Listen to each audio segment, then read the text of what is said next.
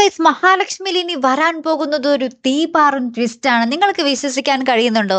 ഇല്ലെങ്കിൽ നിങ്ങൾ ഇത് വിശ്വസിച്ചോളൂ. നമ്മുടെ മാർക്കോ എന്തായാലും ഒരു 8ന്റെ പണി നമ്മുടെ മേഘനാഥനിട്ടും കൂട്ടർക്കും കൊടുക്കുമെന്ന് നമ്മുടെ കണ്ണൻ്റെ അടുത്ത് പറയുന്നുണ്ട്. ആ പണി എന്താണെന്ന് നിങ്ങൾക്കറിയണോ കൂട്ടുകാരെ?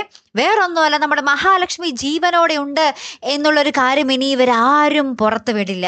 ഇനി ഒളിഞ്ഞും തെളിഞ്ഞും നമ്മുടെ പ്രതാപൻ്റെയും മേഘനാഥൻ്റെയും മുന്നിൽ രാത്രിയിൻ്റെ മറവിലൊക്കെ പ്രത്യക്ഷപ്പെടുന്ന നമ്മുടെ മഹാലക്ഷ്മി പ്രേതമായിട്ട് പ്രത്യക്ഷപ്പെടുന്ന ഒരു നിമിഷങ്ങളായിരിക്കും നമ്മുടെ ഈ പുതിയ പരമ്പരയിൽ കാണുവാൻ പോകുന്നത്. അങ്ങനെയാണെങ്കിൽ നമ്മുടെ മേഘനാഥൻ്റെയും പ്രതാപൻ്റെയും കിളി പോകും, സംശയമൊന്നുമില്ല. നമ്മുടെ മാർക്കോ പറഞ്ഞതുപോലെ ഒരു 8ന്റെ അല്ല ഒരു 16ന്റെ പണി തന്നെയായിരിക്കും കൊടുക്കുന്നത്, അല്ലേ?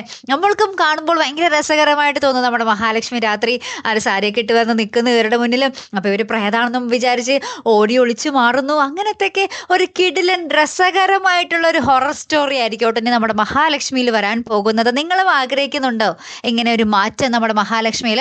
ഉണ്ടെങ്കിൽ ഒന്ന് കമൻറ്റ് ചെയ്തേക്കണം. ഇങ്ങനത്തെ ഒരു കഥാസന്ദർഭം അടിപൊളിയായിരിക്കുമോ, അല്ലെങ്കിൽ അത് ബോറായി പോകുമോ എന്നുള്ളൊരു കാര്യം നിങ്ങളൊന്ന് കമൻറ്റ് ചെയ്തേക്കണം. അപ്പോൾ എന്തായാലും കാത്തിരുന്ന് തന്നെ കാണാട്ടോ. അടുത്തൊരു വീഡിയോയുമായി വരുന്നത് വരയ്ക്കും ഗുഡ് ബൈ.